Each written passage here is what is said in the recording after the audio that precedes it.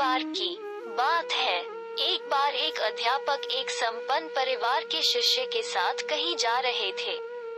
तो उस शिष्य को कुछ मजाक सूझी क्योंकि उसको रास्ते में किसी गरीब मजदूर के जूते दिखाई दिए। उसने अध्यापक से कहा, गुरुजी, अगर हम इन जूतों को छुपा दे तो कितना मजा आएगा। देखते हैं कि मजदूर पर इसका क्या असर पड़ता है।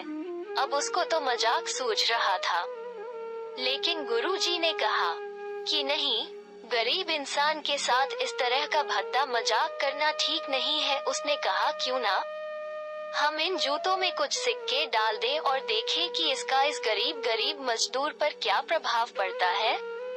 उन्होंने ऐसा ही किया।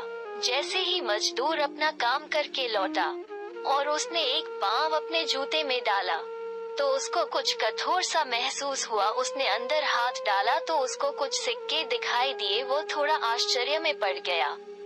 आसपास किसी को देखा तो कोई भी दिखाई नहीं दिया। वापस उसने दूसरा पैर अपने जूते में डाला और वापस उसको उसमें कुछ सिक्के दिखाई दिए। अब दोनों जूतों के सिक्कों को उसने अपने हाथों में रखा और प्रभु की तरफ इशारा किया, है प्रभु, पता नहीं किस भले मानुष ने ये सिक्के मेरे जूतों में छुपाए हैं, लेकिन जिसने भी छुपाए हैं उसको मेरी दुआ है ताकि इन पैसों से मैं अपने बच्चों और पत्नी के लिए कुछ खाना और दवाइयाँ ला सकूंगा। और इतना बोलकर वह चला गया।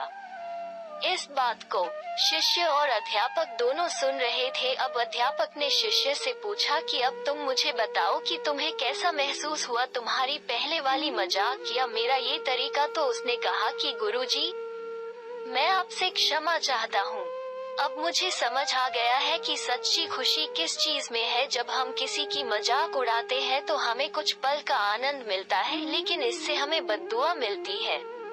लेकिन अगर हम किसी की मुश्किल परिस्थिति में मदद करते हैं और जिसकी भी हम मदद करते हैं उसको भी नहीं पता कि हमने उसकी मदद की है, लेकिन अंदर ही अंदर हमें पता है कि हमने उस इंसान की मदद की है।